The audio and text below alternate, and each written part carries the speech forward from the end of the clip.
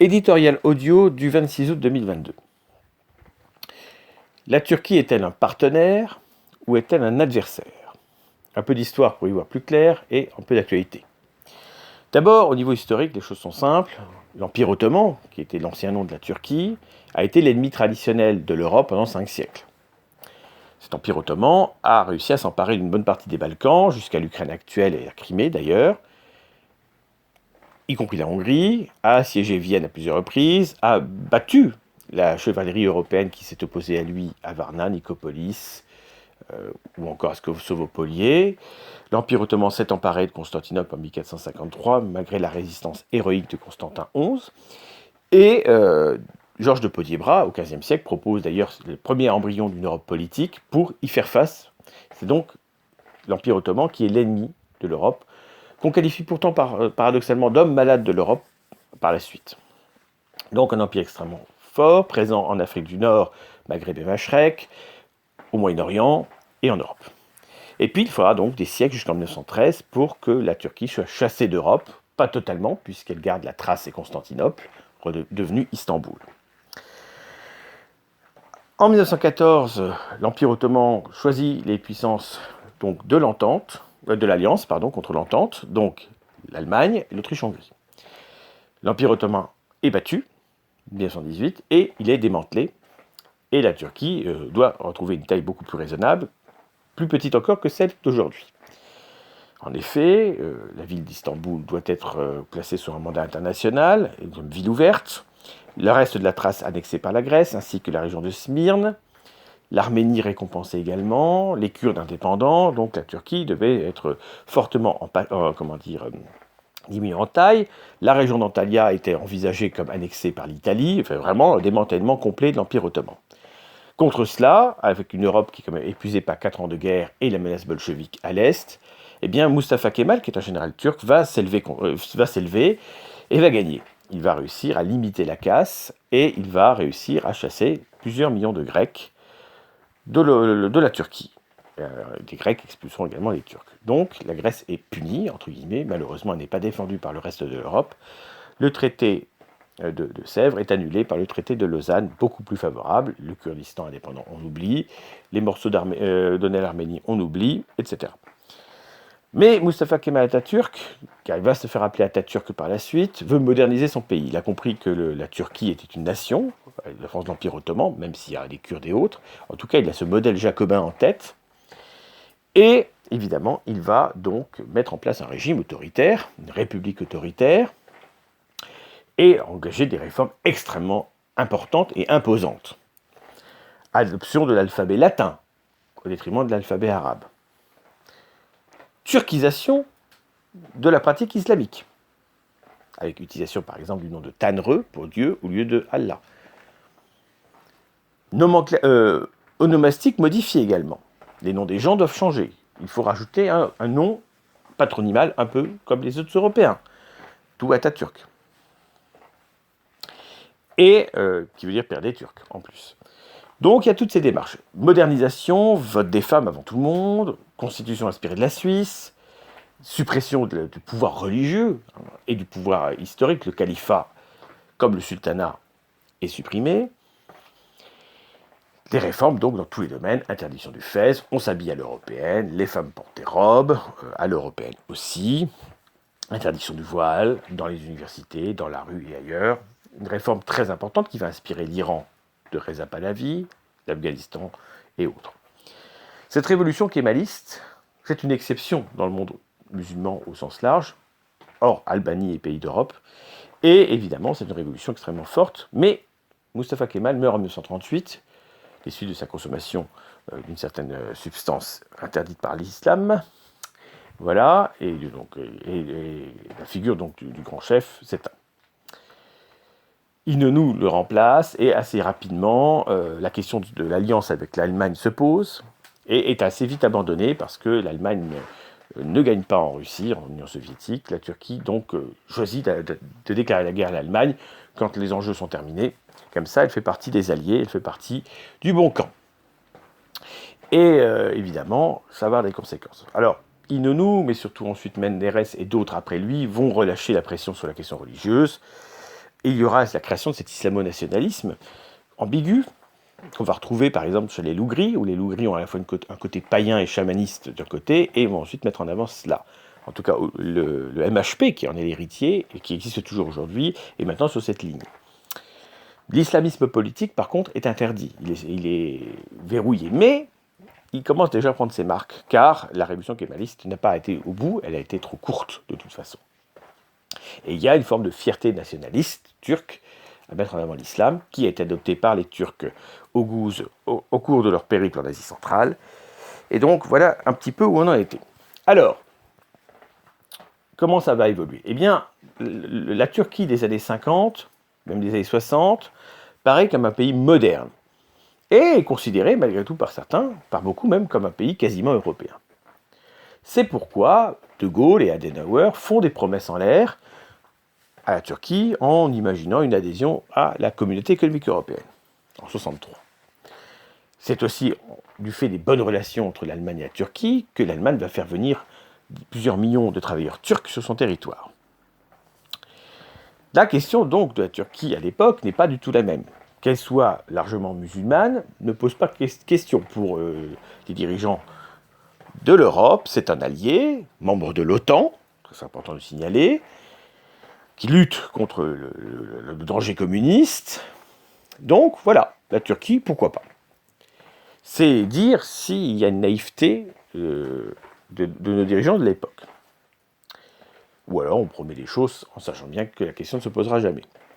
Sauf que la question va finir par se poser et que l'adhésion turque va être déposée et que finalement, les pourparlers d'adhésion à l'Union européenne, donc, qui dé du traité de Maastricht et qui se met en place en 1994, commence en 2005. Alors là, il y a un gros problème. Au-delà du fait qu'il y avait le référendum sur la prétendue constitution, donc au plus mauvais moment, l'Union européenne accepte la vocation d'adhésion de la Turquie, qui n'est pas un pays européen, qui ne l'est pas géographiquement, qui ne l'est pas religieusement, qui ne l'est pas ethniquement, même s'il y a une part d'européanité indiscutable au sein de la Turquie, qui est un gros morceau à avaler, plus de 80 millions de personnes, avec lesquelles on se retrouve avec la question kurde, etc. Et on a une frontière avec l'Iran, avec l'Irak, avec la Syrie. Ça pose quand même problème. Sans parler des questions historiques, de la politique en Turquie, etc. Bon, donc, seule l'Autriche semble bloquer l'adhésion turque pour finalement l'accepter en échange de l'accélération de l'adhésion croate. Cette lâcheté de l'Autriche est choquante, mais c'est le seul pays qui s'était opposé. Les autres, c'est encore pire, ils n'ont même pas essayé. La Hongrie d'ailleurs n'a pas essayé. Alors, voyons voir un petit peu maintenant comment ça se passe, tout cela. Parce que cette adhésion de la Turquie à l'Union européenne, les Européens n'en veulent pas. Et de plus en plus de Turcs, finalement, n'en veulent plus. De toute façon, pour Erdogan, qui est donc l'artisan de tout cela, qui est représentant de l'islamisme politique, il est hors de question, de toute façon, de faire les réformes nécessaires qu'exige l'Union européenne. Sauf quand ça l'arrange. Il s'est servi du processus d'adhésion de l'Union européenne pour soumettre l'armée. La tentative de coup d'État désespérée de 2016 n'a fait que le renforcer également. Les libertés publiques en Turquie sont malmenées. Et la Turquie joue son propre jeu au sein de l'OTAN, ce qui agace tous ses partenaires. On l'a vu à de plusieurs reprises. D'abord, évidemment, la Turquie a joué un jeu trouble en Syrie. Très hostile au régime de Damas, la Turquie de Erdogan a joué avec le feu de l'État islamique, s'opposant ainsi aux Russes. Et puis, évidemment, la Turquie joue avec les migrants qui sont sur son territoire pour essayer de les envoyer vers l'Union européenne, ou en tout cas exiger de l'argent pour ne pas les envoyer. Il y a ce chantage aux migrants qui est une réalité d'aujourd'hui.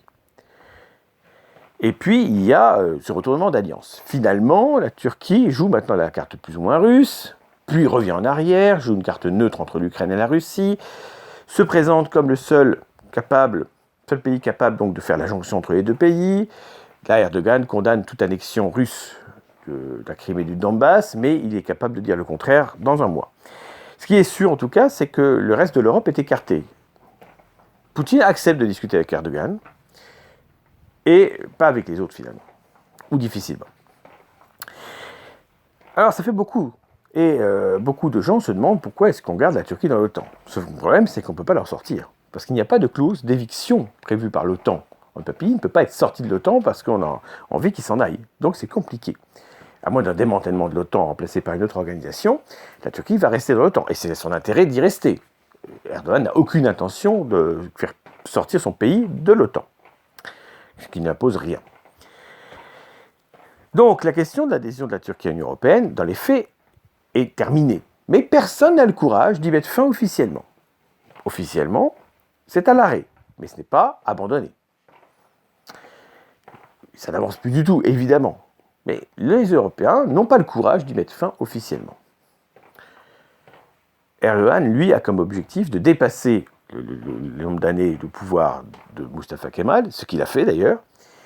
Il a aussi comme objectif de fêter les 100 ans, en 2023, de l'État turc moderne. Alors, Erdogan est là depuis 2001. Ça va donc faire plus de 20 ans qu'il est au pouvoir, à la tête du pays. Son héritage politique est contesté. Ses adversaires n'ont pas réussi à le renverser. Alors, il est fragilisé par rapport au passé. Aujourd'hui, l'AKP, son parti, doit s'allier au MHP systématiquement pour tenir. Et c'est ainsi qu'il est encore au pouvoir. Mais on voit bien qu'il y a une lassitude de l'électorat turc. Et à la différence de la Russie, la Turquie a quand même des institutions démocratiques plus nettes. Et Erdogan ne peut pas tout faire. D'ailleurs, il a perdu aux élections municipales les deux grandes villes, Ankara et Istanbul. Est-ce qu'il peut encore espérer rester au pouvoir? Est-ce qu'il ne va pas finalement être renversé par la lassitude des électeurs? Eh bien, il faudrait une figure en face de lui assez forte, du CHP par exemple, du parti kémaliste, pour renverser la donne. Pour le moment, on n'a pas l'impression que c'est le cas, mais on peut se tromper, la politique turque est compliquée. Donc la Turquie est-elle un adversaire? Pour le moment, pas totalement. Est-elle un partenaire? Sûrement pas. Que veut-on que l'Europe fasse avec la Turquie? Eh bien, la question se pose de l'Europe politique, on l'a dit 1000 fois, et je ne vais pas me répéter. Sans Europe politique, la question ne se pose pas. La Turquie est membre de l'OTAN, donc c'est un partenaire officiellement, quel que soit le jeu qu'il mène. Et il a des alliés au sein de l'Europe. Il a perdu, certes, à cause du Brexit, un allié fort au sein de l'Union européenne, le Royaume-Uni. On sait que le Royaume-Uni était favorable à l'adhésion turque à l'Union européenne, très favorable même. Boris Johnson, certes, va bientôt quitter le pouvoir, mais est un allié sûr de la Turquie. Et puis Viktor Orban, qu'on présente comme le champion de l'Europe chrétienne, par une sorte de pantouranisme qui repose sur une théorie fausse selon laquelle les Finno-Ougriens et les Turcs auraient une origine commune, eh bien, est bienveillant à l'égard de la Turquie. Il y a une alliance implicite entre Orban et Erdogan, alors que la Hongrie a été occupée par l'Empire ottoman. C'est une donnée. Donc il y a des partisans de la Turquie. Et puis il y a le poids des communautés turques en Europe, d'abord en Allemagne et ensuite en Autriche. Ça compte. À cause de Schröder en 2000, qui a saboté la loi sur le droit du sang en Allemagne, beaucoup de Turcs d'Allemagne ont la double nationalité. Ils ont donc la nationalité allemande au même titre que la nationalité turque, puisque la Turquie fonctionne avec aussi le droit du sang et on ne peut pas perdre la nationalité turque. On ne peut pas être renié. Et Erdogan avait dit, acceptez la nationalité allemande, pas de problème, mais vous restez des Turcs. Donc toute l'hypocrisie est là. On se souvient du meeting géant de Erdogan à Strasbourg, cœur de la capitale européenne, en France. Tout cela, évidemment, est à prendre en compte. Et la stratégie de l'Europe unie vis-à-vis de la Turquie est assez évidente. Mais, pour le moment, eh bien, il faut faire avec, si on peut dire, parce que, comme je l'ai dit, la Turquie ne quittera pas l'OTAN, la Turquie semble utile dans le conflit russo-ukrainien, et Erdogan joue sur tous les tableaux, il joue sur du velours, en réalité, il est en position de force, et c'est de notre faute. Mais il est possible qu'Erdogan ne soit plus au pouvoir dans quelques années, parce que, comme je l'ai dit, l'électorat turc se lasse, et ce n'est pas la situation identique à la Russie. Donc, est-ce qu'il y aura un monde post-Erdogan? Probablement. Est-ce que ça sera pire? Possible. En tout cas, toute la stratégie d'Erdogan, qui était de ne pas avoir d'ennemis à ses portes, a été complètement en échec. Il n'a eu que cela. Les Grecs sont très remontés, les Arméniens aussi, et puis la Syrie des Assad a survécu, est en place. Quant à l'alliance Turquie-Israël, l'alliance historique, traditionnelle, elle est compliquée avec l'affaire du Mavi Marmara, donc de ce bateau turc pro-palestinien qui avait subi l'assaut de l'armée israélienne. Mais les Turcs sont pragmatiques, les Israéliens aussi, Et donc cette alliance a été plus ou moins réactivée, par exemple par des livraisons pour l'Azerbaïdjan face à l'Arménie. En sachant que l'ennemi principal d'Israël est l'Iran, et que l'Iran et la Turquie ne sont pas naturellement portés à s'apprécier, indépendamment des régimes en place. C'est d'ailleurs l'Empire perse qui avait protégé Constantinople une première fois des assauts turcs en attaquant à l'est. C'était purement fortuit, mais ça avait été utile. Voilà, donc concrètement, la Turquie aussi a essayé d'évoluer sur la question kurde, disons-le clairement, et ça a été un échec total. Erdogan, maintenant ayant besoin des voix du MHP, donc des nationalistes anti-kurdes, évidemment, a remis en cause tout ce qu'il avait pu faire pour avancer sur la cause kurde. Aujourd'hui, les Kurdes, politiquement, sont toujours isolés. Donc il y a un parti kurde qui existe, qui est relativement bien représenté au Parlement turc. Donc ça veut dire qu'il y a une mobilisation électorale des Kurdes en faveur de ceux qui les défendent. Et la question kurde est compliquée, puisque les Kurdes sont sur 4 pays. Ils ne sont pas qu'en Turquie, il y en a en Syrie, il y en a en Irak et il y en a en Iran. Or, ça explique aussi pourquoi Erdogan veut toujours aller se mêler de ce qui se passe chez ses voisins d'Irak et de Syrie, parce qu'il ne veut pas qu'il y ait une base arrière d'une résistance kurde en dehors de ses frontières. Donc il a intérêt toujours à agir pour empêcher cela. Et c'est ce qu'il fait. Voilà la situation de la Turquie d'aujourd'hui. Et évidemment, il y a beaucoup à dire. C'est un pays qui vit beaucoup du tourisme européen aussi. C'est un pays qui a quand même progressé, a évolué par un certain point. Mais est-ce un pays européen ? La réponse pour moi est non.